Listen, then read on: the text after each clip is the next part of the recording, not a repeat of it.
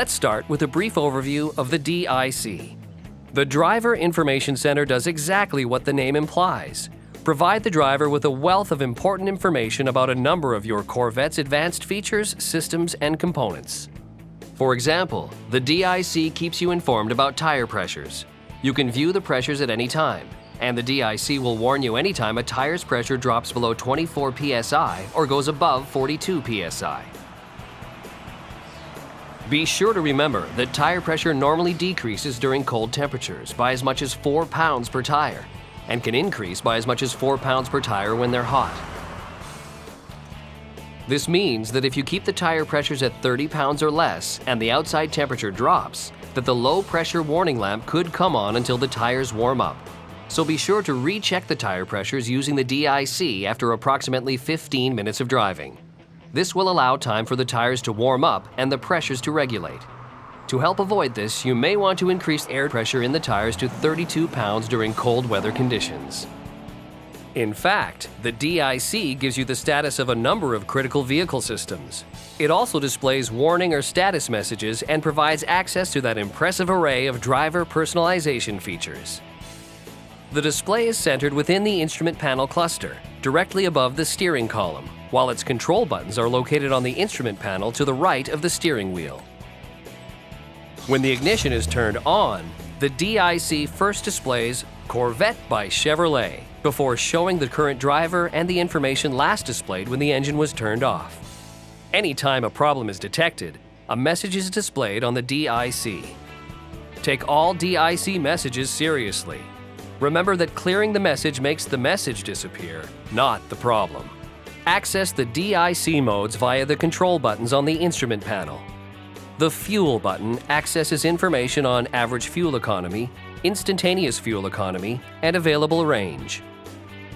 The Gauges button displays gauge information like oil pressure, oil, coolant, and automatic transmission fluid temperatures, battery voltage, and front and rear tire pressures. The Trip button displays your total and trip miles, elapsed time function, average speed, and engine oil life.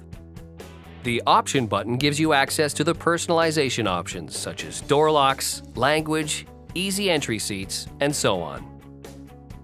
The Reset button works in conjunction with the other buttons to reset system functions, select personal options, and turn off or acknowledge DIC messages.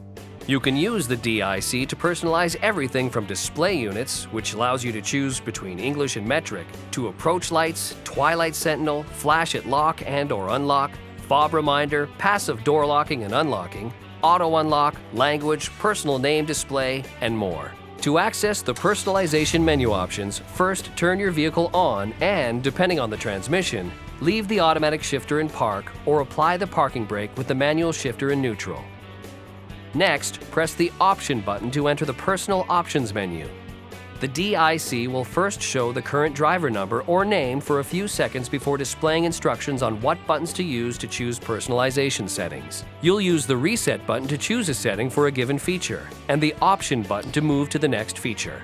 With the instruction screen displayed, press the Option button to move to the first personalization menu item. Note that every time you press the Option button, any changes you made to that feature settings are stored, and you move on to the next feature. You can type in a name or greeting for two separate drivers by pressing the Option button until the Personalize Name option appears. Select Yes by pressing the Reset button. Now, press the Option button and a cursor will appear on the DIC display. Press Option repeatedly until the letter you want is displayed, then press Reset to select it. The display is self-centering. Once you've cycled through all the features, pressing the Options button exits the menu. Also, keep in mind that if no button is pressed within approximately 45 seconds, the DIC automatically exits the Personal Options menu. While we're discussing the DIC, here's a helpful hint. To avoid locking your passenger inside when you walk away from the car with the key fob, be sure to either turn your passive door locking feature off or simply press the unlock switch on the door or the fob. The HUD projects specific information directly onto the windshield, just below your line of sight to the road. The numeric information, which can be in either English or metric, appears as an image focused out toward the front of your vehicle. You can display a variety of information, depending upon the mode selected. You can even display turn-by-turn directions if you have the navigation system. The HUD offers 3 modes, including Street Mode, which supports both audio and navigation functions, with your choice of tachometer display styles. Track Mode 1 supports a real-time G-force gauge, minor gauges, and a circular tachometer. A second track mode view is also available, providing a linear rather than circular tachometer.